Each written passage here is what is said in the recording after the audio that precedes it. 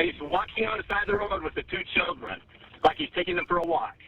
Now to our other 2 News exclusive tonight. We're getting the released 911 calls from that day in March when an Amber Alert went out for 2 young children and their father after he was accused of killing their mother and setting fire to their home in Riverdale. Natalie Wadas has those phone calls and has been speaking with people in Springville where the truck and the children were found. Natalie.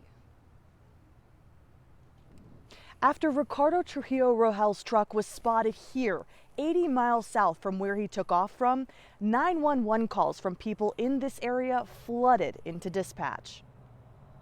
911, what's the location of your emergency? Hobble Creek Canyon. I saw the white truck with the 2 little kids, the kidnapped kids, the Amber Alert. On March 24th, a statewide Amber Alert went out for 2 children after their home in Riverdale was found set ablaze, and their mother, 23-year-old Mayra Catalan-Dimas, was found dead, stabbed in her neck. Then, around 7:30 p.m. that same day, 911, what is the address of the emergency? Hey, I would like to respond to the Amber Alert. What information do you have? We just saw them walking down our road. multiple calls, heard for the first time by the public on 2 News, flooded in from people in Hobble Creek Canyon. He's walking on the side of the road with the 2 children, like he's taking them for a walk. And it just made me feel weird, like, why is he walking up at 7 p.m.? Like, where is he going?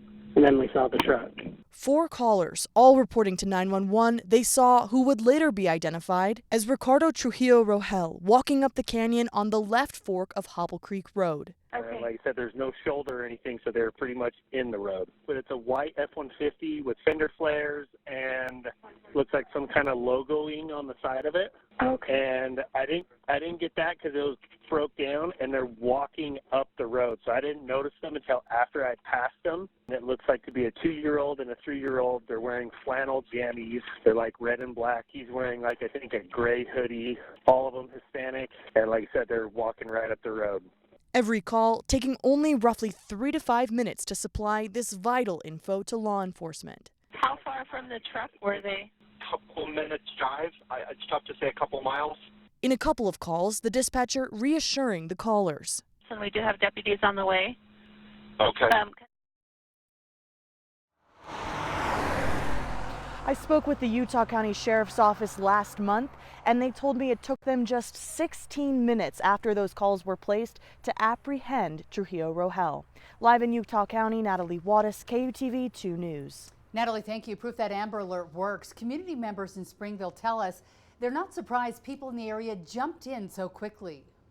We've got some really good people up here. Everybody watches out for everybody else and takes care of the properties, and it's just a good bunch of people up here. The suspect, Ricardo Trujillo Rohel, will be in court May 12th for his preliminary hearing.